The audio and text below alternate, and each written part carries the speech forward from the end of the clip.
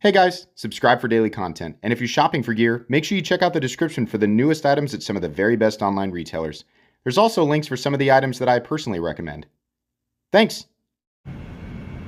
What's going on YouTube? Metal Complex here, and today I've got a very interesting knife review slash knife overview to share with you guys. This is the TRM or Three Rivers Manufacturing Neutron 2. I never actually handled the Neutron. I handled the Atom and the Shadow. Right? I think I'm glad that I didn't handle the original Neutron because this one has some interesting changes that I read about. So yeah, between the two, obviously, I think this is the one I'd prefer anyway. Thanks so much to Adam for sending this in for review.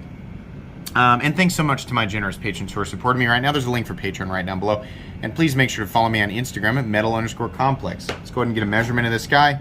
Overall length of the Neutron 2. And this is the smaller, right? The Atom is the larger one. Which I always got mixed up.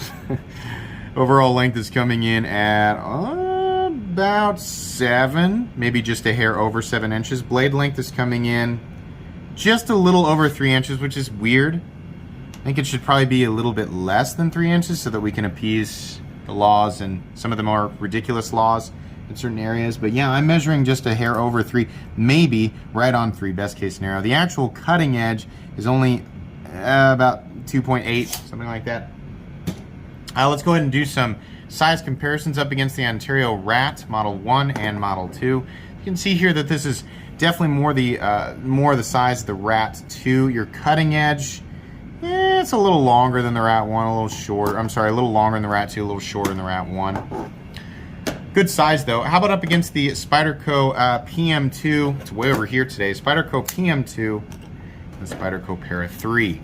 For some reason, I keep missing the flip on this guy. Yeah, very similar in cutting edge to the well, it's close to the PM. It's definitely longer than the PM. It's kind of right in between these two. It's approaching where the PM2 is, right? But a much smaller knife. It's actually shorter than both the PM2 and the Para 3, which is interesting. Sorry, I wasn't looking at the camera. I had that off camera. So there you go. There's the full size comparison. Last but not least, the Benchmade Griptilian, or in this case, the Ritter Hogue, and its little brother, the Mini Griptilian. Definitely more, it's closer to the size of the Mini Grip, but it's way, in my opinion, it's ergonomically much more preferable because of the way that they've done the handle, all the room that they've created, especially right up there behind the blade. So that's something that I really like. Let's go ahead and do carry profile. This, I think everybody knows by now. These are ridiculously popular, by the way. If you're looking at this and thinking, I really like that, I'd like to own it. These are insanely popular. It's very difficult to get your hands on them. I will link listings where they do periodically become available, but I cannot promise that they are available at the time of this video. So you'll just have to find those down in the description. Your thickness up against the Para 3, you can see here it's nowhere near. It's much thinner than the Para 3. Length and height up against the PM2 and Para 3, you can see here, it's also a winner. Nowhere near as tall or as long, right? Materials on this guy, we're looking at carbon fiber, CPM 20 CV. Very thin, very thin materials all the way around, which, you know, if you like to use your knives like a jackhammer, then it's probably not going to be for you, right? But knives, in my opinion, should be used as knives. So, you know, given the right circumstances, the thinness is really going to be beneficial for a lot of people. I think I know what the blade stock thickness is, but I'm going to go ahead and measure it for you guys. There's my calipers. Blade stock thickness on this guy is coming in at, yeah, I'm saying 85 thousandths. I think on their website they show 90 thousandths. Very thin. Obviously, this is going to be a performance cutter. If you take a look at how the blade is ground, oh yeah, it's very thin behind the edge. Absolutely. We're looking at a liner lock underneath some carbon fiber. They do micarta, G10, G11, which I honestly don't know what that is.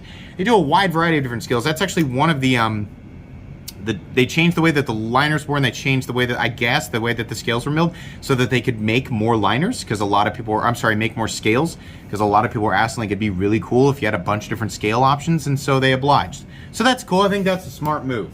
Hardware check. Let's get out my tools here. As per usual, very recommendable. You can find my tools down in the description. I think I've already got these in place. Yeah, and I'll explain why here in a little bit. Pivot's going to be a T8, and I know that that's the case, but I'll go ahead and show you on camera anyway. There you go, T8. Okay, the rest of these screws are T6. You've got 2 holding on the scales, and then underneath the scales there are inevitably, undoubtedly, going to be 3 more screws holding in 3 more back spacers for some reason, or barrel spacers. I'm not really sure why we have 3 barrel spacers. I'm also not sure why we have 2 scale screws. I think 1 back spacer here and 1 back here, and then a screw going through the scale, through the liner, and into the barrel spacer on each side is fine. But instead we have probably 1, 2, 3, 4, 5, 6, 7, 8, 9, 10, because there's probably screws on both sides. Why? I mean, it's fine. Like, you can get it apart. It's just T6 screws. It's not a deal breaker, but geez, why so much hardware? Doesn't make much sense to me, but okay, it is what it is. Running on phosphor bronze, honestly, nice and smooth. We'll talk about that more in a little bit. What does it weigh? Weight on the Neutron 2 coming in at, wow, 2.43 ounces. That is ultra lightweight. Anything under 3 ounces on this channel is ultra lightweight, in my opinion. Ratios are also good. So if you like the lightweight, the compact, the thin, the good ratioed style knives, well, there you go. Check, check, check, check, check. It's all there. Obviously, part of the reason why it's so popular is because it checks a lot of those major EDC boxes for a lot of people. US made, very, very cool. So the carbon fiber versions are going to be a little bit more expensive. We'll talk about price here in a little bit. Now these scales are flat up here, but they did talk about like some 3D scales. Maybe that means they'll do some contoured ones, or they have done some in the past. Expect that there are a lot of different options there. If you're wondering about the O-rings, as far as I can tell, those do not come stock with the knife. But it's kind of like, you know, what you can do with the Crisreef Umnumzahn. You can put, they have the O-rings that come with them, but you can put different colored O-rings on there. On the Umnumzahn, I'm not going to say it helps with deployment or anything, but on this guy, I think it helps me get a hold of it a little bit better, and it adds a means of very inexpensive customization because they will fit perfectly on those titanium thumb studs. Yes, those are titanium thumb studs according to the website. So you can add red, blue, green, whatever you want. In this case, the owners opted for orange, which doesn't look bad. But it doesn't really matter what I think because it's his knife, right? But yeah, it looks good and you can get a hold of it. The action on it's great. Can I get the reverse flick? Yeah, totally, no problem. Despite everything being so thin, they've just barely cut this area out, right? Look how thin everything is. Just enough to get your finger in there and it falls nicely onto that choil, closes. Nice and smooth, easy. In fact, it's kind of fun to play with.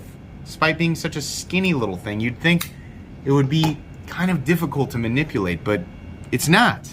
It's really not. This is a very basic setup here. We've got a liner lock, which, there it is. I think that's titanium. Yeah, it makes sense that it is. If it isn't, then I'm gonna feel dumb, but I believe that this is a magnet. Believe that's titanium. The carbon fiber looks nice. I honestly probably wouldn't go, like the flat carbon fiber is kind of meh. I would probably go with micarta. And if they do like a 3D micarta or contoured, I think that looks a little better. The G10 also looks great. Doesn't really, I mean, like I said, there when these are available, there are options. So that's what's cool. Ergonomically, yes. I don't know how the old clip felt, which by the way, you still have the option to go for if you want to, but this is, I think, the newer clip. Deep carry, drops, and then we have a small rise, but a continuous rise, which means you should be able to just press it into the pocket seam and it'll rise to meet it, right? And then on this guy, we've got a smooth surface. On other versions of it that are, like if you go with the peel ply texture G10, it's gonna fight a little bit more, but the pocket clip is great. I don't know what the old style clip looked like, but this is a good pocket clip. I like that a lot. Let's take a look at the blade. So I love the TRM logo. I love the shape of the blade. In my last review, I talked about the Atom being like really simple and straightforward, and I think I was a little harsh. In fact, I talked with the owner about that. I don't know, it's kind of like not exactly the same thing, but there are knives out there that are really, really good EDC knives that have just not traditionally been for me, like the Spidey Chef or the Benchmade Bug Out. Those are really good EDC knives. They've just not been for me. And I think I was overemphasizing that on my original review of the Atom. It is very simple. It's just a liner lock, right? But we are looking at US manufacturing. We're looking at premium materials. If you guys didn't notice, this is CPM 20CV, which is an analog to M390 or CTS 204P, right? When it comes down to it, something I always say every pocket knife should be able to do is, number one, be removed from the pocket easily. Number two, be deployed easily and conveniently and safely. Number three, you should be able to get into position for a cut pretty much automatically, and it should obviously cut. After that, you should be able to disengage the lock, put it away with one hand, and put it back in your pocket. There should be no other steps. This knife does that to perfection. There are lots of knives out there that do it to perfection, but it's like, you know, it's more evidence that sometimes the simpler things are, the better. It's funny to me that this knife has that straightforward, no nonsense, like this is an EDC tool that's meant to be as convenient as possible. They do all that so perfectly, but there's so much hardware. That's the one thing that's really bugging me, is the number of individual pieces of hardware. But again, it's not a deal breaker. It's just funny because it goes against the grain here, at least from my perspective. My favorite thing about this knife is the finish on the blade. I keep saying this. A semi-reflective tumbled finish will take a super boring satin finished knife, like otherwise satin finish. Like if they did satin on this, like this is the machine satin, it would have looked so boring, but this looks so much classier and it'll wear better over time too. This is a really nice, I wish that Hinderer, as a huge Hinderer fan, I wish that he would do a finish like this where the grains of the scratches are much finer, they're smaller, right? So it's just, oh man, it looks good. Edges up here nicely knocked down. Obviously, guys, the tip is not going to be durable. It's not built to be, this isn't a knife that you're gonna go do crazy stuff with. You're gonna cut with it. Is it gonna puncture? Yes. Is it gonna slice? Oh yeah, it's definitely gonna slice. No jimping up here. I don't think you really need it. Obviously, don't pry with it. You can choke up right behind the edge, which is great. Choked back, it's not that comfortable. You really do have plenty of room to get a full grip. This is where I'm gonna hold it most of the time, and it's pretty good. It's not like, oh my gosh, hand melting craziness, but it's good. The edges are knocked down enough to where it's not bothering me. This little area right here, I'm not gonna say that it's sharp, it's just an angle that I can feel, which is why I assume that I would prefer, if they do contoured micarta, might prefer that a little more, and I think the micarta might be a bit softer than the carbon fiber anyway. So I want to critique that if just by making a different choice in the options, it can be rectified, right, for me. So there you go. Like I said, we've got 3 barrel spacers, fine. I love that they've got the countersunk steel liners. No milling, but they don't need it, obviously. Love the pocket clip, we already talked about that. Pocket clip is fantastic and is also titanium.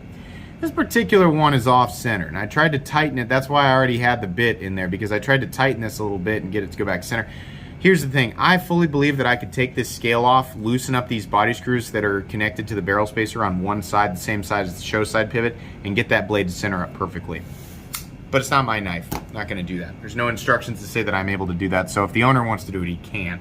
Number 2, it's possible it came off center from him just using it, right? Which can happen to any knife. So I don't want to judge it too bad. I believe, just taking a look at the finish, fit and finish of the rest of this knife, the seating of everything, I'm going to guess that the tolerances will probably allow for perfect centering. But, let me emphasize this, if you guys have picked these knives up and a bunch of them are coming off centered, I don't think that's acceptable. Centering is one of the least important fit and finish elements, but it's still like, come on, like let's center. So, I don't know, I'm going to assume it was probably centered when it was brand new. If they did come off center, these need to all be leaving the shop centered, right? They just do. So I'm hoping that that's the case. Just wanted to let you guys know that's what I was dealing with. Absolutely solid, which is always amazing on such a, for a super duper thin knife that relies on pretty minimal surface contact to be all squished together enough to where it's solid. But it's solid. The D10 is also nice, clicky. No lash at all. I'm trying to use them. When I'm missing, it's because I'm using the meat of my finger. This is probably a knife where if you use your fingernail, yeah, Using my fingernail, no problem. I'm trying to get the meat on it. There you go, I can do it. So, yeah, easy to deploy. That really, I mean, all the little elements that you're looking for in an EDC knife are all here. Small, I really wish that it was 2.9. It's like 3.05 inches. It should be 2.9 inches to make it legal for some of those folks. But okay, fine, it is what it is. The blade is thin. It's a good size of a knife, right? It's right around that kind of para 3 size, which I love. Obviously, I EDC this knife a lot. I love this size. It's great. Are they the same? I feel like the para 3 is 7 1/4. But I keep, it's because of the angle. Para 3 is 7, just shy of 7 1/4. This guy is, it's like 7 1/8. So they're very, very similar in overall size. They're also very similar in the ergonomic lines. This has, you know, more of an aggressive spot right here where it's like put your index finger on. This is kind of like more of a suggestion, but it's a good size. Love the pocket clip. Don't like the amount of hardware, number of pieces, right? Real good, real simple. I mean, it's gonna do exactly what you want it to do. This is an absolutely excellent EDC knife. I love that it's titanium. It appears to be titanium throughout, and that right there, just the fact that, you know, like you think about, if they did titanium and then they countersink the liners, right? So if we're comparing this to like a Benchmade bug out, you know, like base Benchmade bug out to something like this, that the reason I'm comparing the Benchmade bug outs because we're looking at a similar, you know, philosophy of use. Sorry, stealing that from Nothing Fancy. Lightweight EDC. He would probably say tactical, but yeah, lightweight EDC that's right around this size, right? It's the same idea, but this is a little bit more, right? Benchmade bug outs, S30V, steel liners, and injection mold plastic. This is your choice of G10 micarta carbon fiber, right? Or G11, whatever that is. Titanium liners and CPM 20 CV on the base model. You're gonna get, they're gonna charge you more money. I'd honestly rather pay more money for something like this. What does this cost? At base, I think they run 182 bucks, which I don't think is bad. Yes, it's simple. Yes, it's straightforward, but this is very well designed, very purposefully designed. It's not gonna be for everybody, and I gotta admit, I'm not really big into small, lightweight, super thin knives, but would this make a fantastic EDC? Oh yeah, definitely. I think that I like it. Another reason I like it more than the bug out is it's a liner lock and not an axis lock. I trust the liner lock more. It's just a piece of titanium. It's not, you know, it's as much as I say, you know, the Omega springs on my knives don't fail, and they don't. I've literally never had an Omega spring fail, despite this knife and this knife being opened literally every single day for every single size comparison on my channel, right? Yeah, they've never broken. But this is just fewer parts, right? The one thing is just I want there to be less hardware, and I want to make sure that these are all, you know, I'd like to know that they're all centered in the factory. This is really good though, really good. Can I recommend this knife? Yeah, definitely. The biggest problem is that they're having a hard time keeping up with demand, right? People are always like, why don't they just make more? I'm sure they would if they could. But they're doing the best that they can. They're making as many as possible. I'll link some listings. You know, I know they pop up at Blade HQ period. Well, I thought they did, but then somebody told me they didn't. In any case, I will link where I have listings. You guys can go look. But I believe you're gonna have to follow them on Instagram and go to their actual website to get the best information and perhaps even buy it at some point. But yeah, is it worth the money? Yes. Good design, US made. Probably one of the most perfect EDC profiles in existence. Very, very good. Absolutely. You pick this up, you're probably going to be happy with it. Adam, thank you so much for sending this in for review. That's going to be pretty much it today, guys. Be sure to follow me on Instagram at metal_complex. If you enjoyed this video, leave a like. If you'd like to check out my other content, I do, of course, have lots of videos of knives that are either expensive or inexpensive that I do or don't like, so check those out. And if you enjoy all my content, go ahead and click on that Metal Complex logo right there and subscribe because there's definitely more coming. Thanks again for watching, everybody, and have a great day.